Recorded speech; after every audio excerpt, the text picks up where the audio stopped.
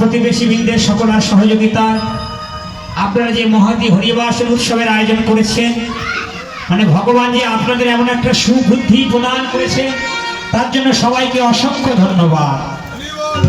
কারণ আমরা কলির জীবের, কলিকালের মানুষ তো আমরা। আর কলিকালের ধর্মটা কি? কলিযুগের ধর্ম হয় নাম সংকীর্তন। অন্য কোন ধর্ম করলে পাবে না পরিত্রাণ। সত্যযুগে ধ্যানের মাধ্যমে ভগবানকে পাওয়া যেত। ভালো করে কথাগুলো শুনবেন, কেউ কথা বলবেন না। আপনাদের কাছে হাত জোড় করে বিশেষ অনুরোধ, এগিয়ে আসুন। আপনারা এগিয়ে আসুন। স্কুলে যারা সবচেয়ে ভালো পড়াশোনা করে তারা কিন্তু সামনের বেঞ্চেই বসে। বাবা ও বাবা একটু নাতিকে একটু আশীর্বাদ করবো, সবাইকে আশীর্বাদ করবো। আপনি বসে বসে হরিনাম শুনুন। আর যারা ভালো পড়াশোনা করে না তারা ক্রমশ পিছের দিকে থাকে।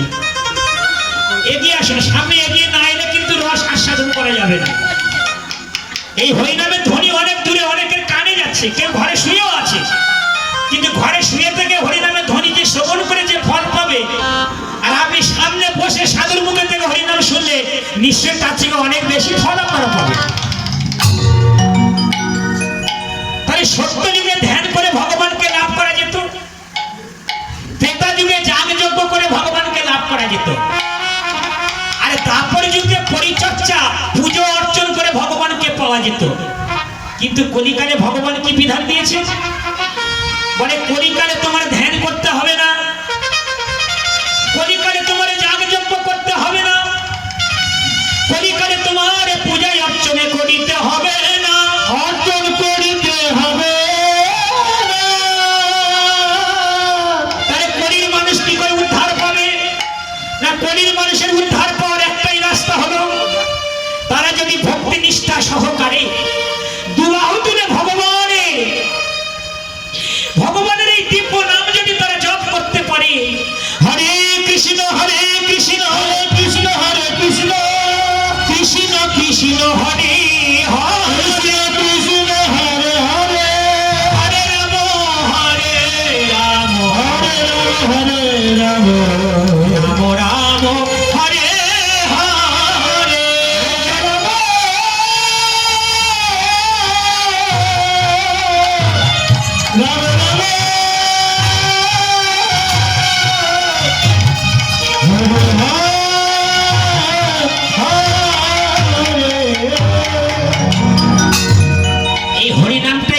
আমাদের সর্বপাপ থেকে মুক্তি করে উদ্ধার করার রাস্তা। অন্য কোনো উপায় নেই। হরে নামইব হরে নামইব হরে নামইব কে বলা করো নাস্তে ধো নাস্তে ধো নাস্তে ধো গতির অন্য কোনো রাস্তা কিন্তু নেই। সুতরাং আমাদের এখনো চলার ক্ষমতা আছে, এখনো কথা বলার ক্ষমতা আছে। তাই এখন থেকে শুরু করে দিতে হবে ভগবানের গুণ মহিমা কীর্তন করা, তাই না? দিন চলে যাবে, মাথার চুল পেকে যাবে, চোখের দৃষ্টিশক্তি হারিয়ে যাবে। এই যে জিনিসগুলো চলে যাবে, ফিরে পাবেন? বলুন, যত টাকা আপনি দিন না কেন, আপনার হারিয়ে যাওয়া দিনগুলো ফিরে পাবেন? পাবেন না। তাহলে যে দিনগুলো চলে গেছে সেগুলো ভুলে না, আর যে দিনগুলো সামনে পড়ে আছে সেই দিনগুলো ভগবানের নামেতে কাজে লাগিয়ে দিন। তাই আচার্য করে বলছেন, বলে অবতারের অবতারের আমার গোড়ায় অবতার, গোড়ায় অবতার কেন না ভজিলি আরে অবতারের গোড়ায় অবতার কেন না ভজিলি অবতার সার গোড়ায় অবতার কেন না ভজিলি তারে অবতারের সার গোড়ায় অবতার কেন না ভজিলি তারে কোটি দিনে বাস গেল না পিয়া কোটি দিনে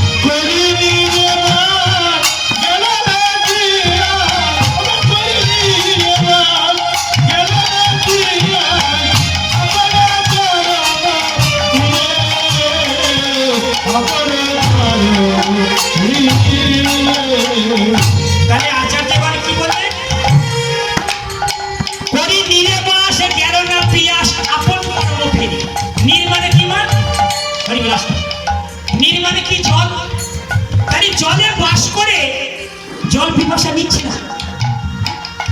যে জলের মধ্যে বাস করে তার কি জল পিপাসা পাবে বাবা? কিন্তু বলছি যে জলে বাস করে জল পিপাসা নিচ্ছে না, অর্থাৎ সংসারের মধ্যে বাস করেও সংসার সারা জীবন হলো, বলুন সংসারে স্বাদ মিটছে কি? মিটবে না। কারণ কি জানেন? আগুন দিয়ে কোনোদিন আগুন নেভানো যায় না, যায় না। কাম দিয়ে কোনোদিন কামনাকে শেষ করা যায় না। আগুন যদি নেভাতে চান তাহলে কি করতে হবে? সেখানে জল ঢালতে হবে। অর্থাৎ আগুন যেখানে জ্বলবে সেখানে ঠান্ডা শীতল বাড়ি দিলে তবে আগুনটা নিভে যাবে। সেই জন্য সারা জীবন সংসার করে কাল কাটালেও ঘটিবে জঞ্জাল, লাভ না হইবে কিছু।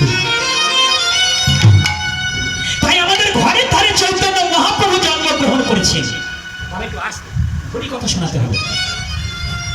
এখান থেকে নবদ্বীপ আর কত দূর গোমা?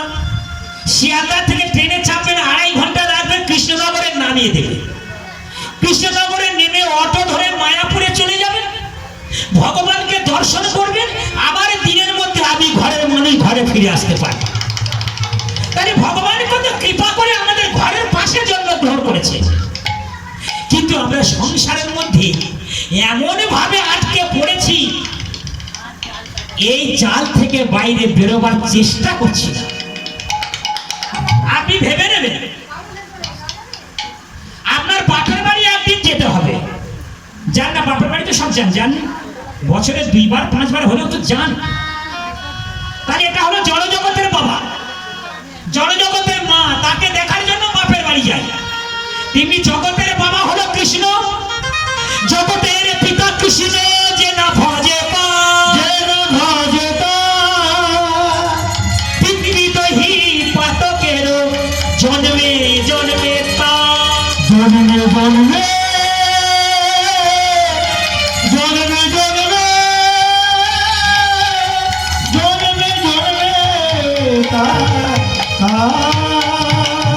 এটা ভেবে নেবেন যে আমি একদিন বাপের বাড়ি যাচ্ছি বলে স্বামী স্ত্রী ছেলে মেয়ে সবাই এখান থেকে ভোরবেলা বেরিয়ে পড়বেন, কোনো চিন্তা নেই, ভগবানের নাম করতে করতে বেরিয়ে পড়বেন। দেখবেন নবদ্বীপ মায়াপুর ঘুরে আপনি সন্ধ্যা পর্যন্ত আবার নিজের ঘরে নিজে ফিরে আসতে পারবেন। মনকে একটু এগিয়ে দিতে হবে। আমি যদি মনে করি না সংসার থেকে বেরোতে পারবো না, সারা জীবনেও বেরোতে পারবেন না। একটু মনটাকে এগিয়ে নিয়ে ভগবানের ধামে যাবেন। হ্যাঁ, জগতের বাবা যে, তার বাড়িটা অন্তত দেখে আসতে হবে যেখানে তিনি জন্মগ্রহণ করেছেন। যদিও তিনি সব জায়গায় আছেন, আপনার এখানেও আছে, আপনার শরীরের মধ্যেও আছে, আমাদের সকলের শরীরের মধ্যে ভগবান আছে। কিন্তু ভগবান থাকলেও সেই ভগবান তো আমাদের শরীরের মধ্যে ঘুমিয়ে আছে, যোগ মায়ের দ্বারা আবৃত হয়ে আছে। তাকে তো জাগাতে হবে, তাকে তো জাগাতে হবে।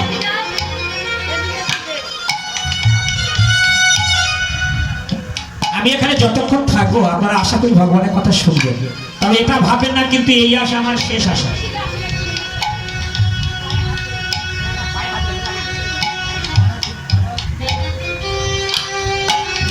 আমি এখানে কাছাকাছি সোনারপুরে আমার আশ্রমে থাকি। আমরা মায়াপুরের ভক্ত, কিন্তু আমরা এটা অঞ্চলে আমাদের সোনারপুরে আশ্রম আছে, নিউ আলিপুরে আশ্রম আছে, বিভিন্ন জায়গায় নামের প্রচার করি।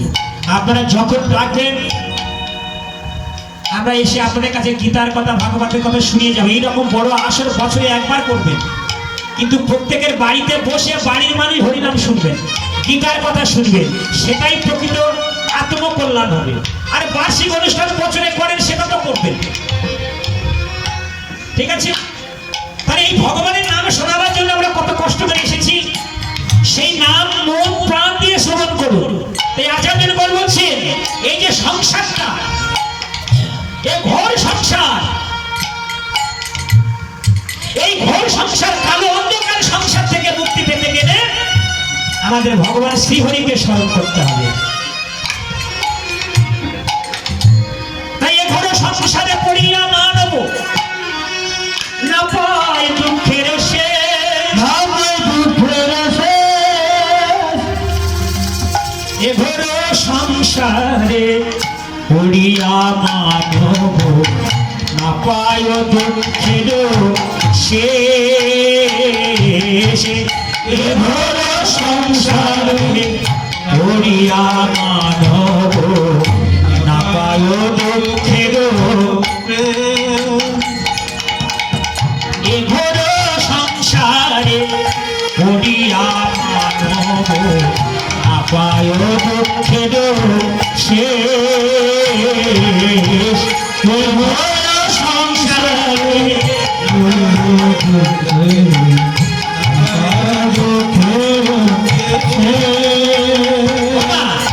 সংসার থেকে মুক্তি পেতে গেলে কি করতে হবে না আচার্যগণ বলছে সাধু সঙ্গ করি হরি ভজ যদি সাধু সঙ্গ করি হরি ভজ করি সেই সুযোগ আপনাদের কাছে এসেছে সাধুরা এসেছে সাধুদের মুখে থেকে হরিনাম শুনলে সাধু সঙ্গ হয়ে যাবে তাই না সাধু সঙ্গ করি হরি ভজ যদি সাধু সঙ্গ করি হরি ভজ যদি তবে হবে অন্তর্দেশে এ ঘোর সংসারে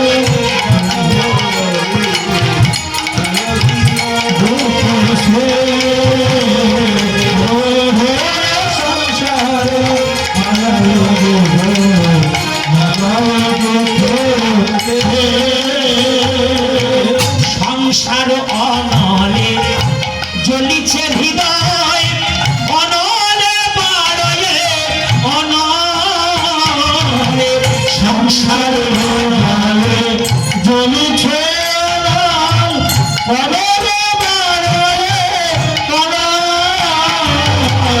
অনল মানে কি আগুন সংসারে অনলে জ্বলিছে হৃদয় মনে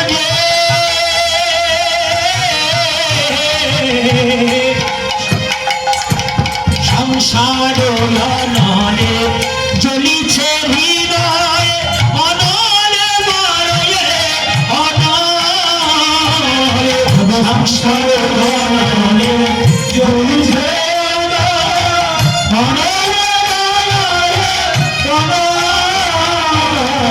অপরাধ ছাড়ি কৃষ্ণ নাম লয় অপরাধ ছাড়ি কৃষ্ণ নাম লয় অপরাধ ছাড়ি কৃষ্ণ নাম লয় অপরাধ ছাড়ি কৃষ্ণ নাম লয় অনলে জ্বলিবে যায় এ ঘোর সংসারে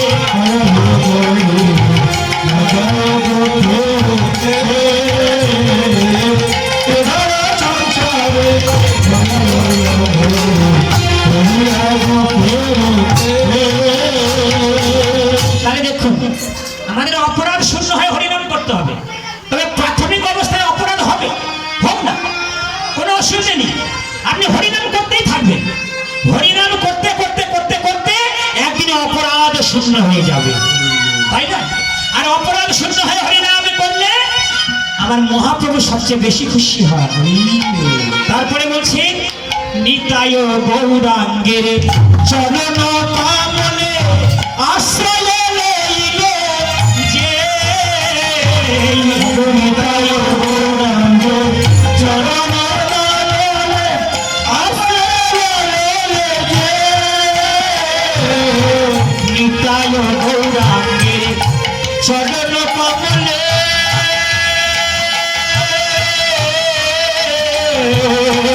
নিতায় গৌরাঙ্গের চরণ কমলে আশ্রয় লইল যে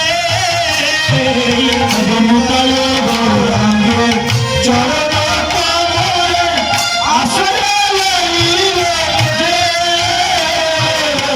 কৃষ্ণ দাস বলে জীবনে মরণে কৃষ্ণ দাস বলে জীবনে মরণে কৃষ্ণ দাস বলে জীবনে মরণে কৃষ্ণ দাস বলে জীবনে মরণে আমার আশায় সে এ ঘোর সংসারে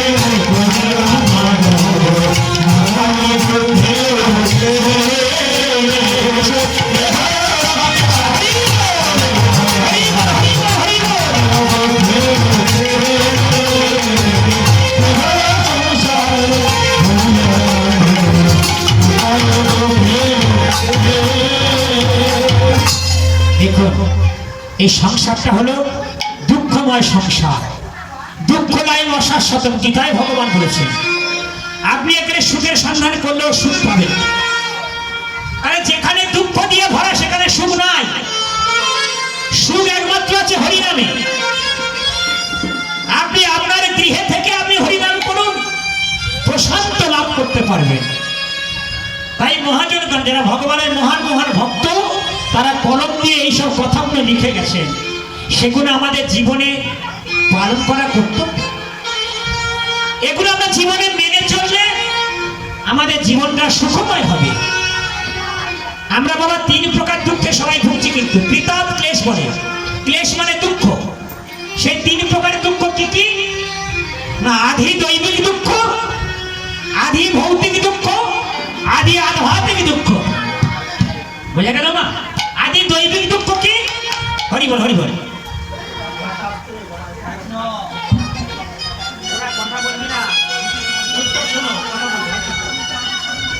হরে কৃষ্ণ। আদি দৈবিক দুঃখটা কি?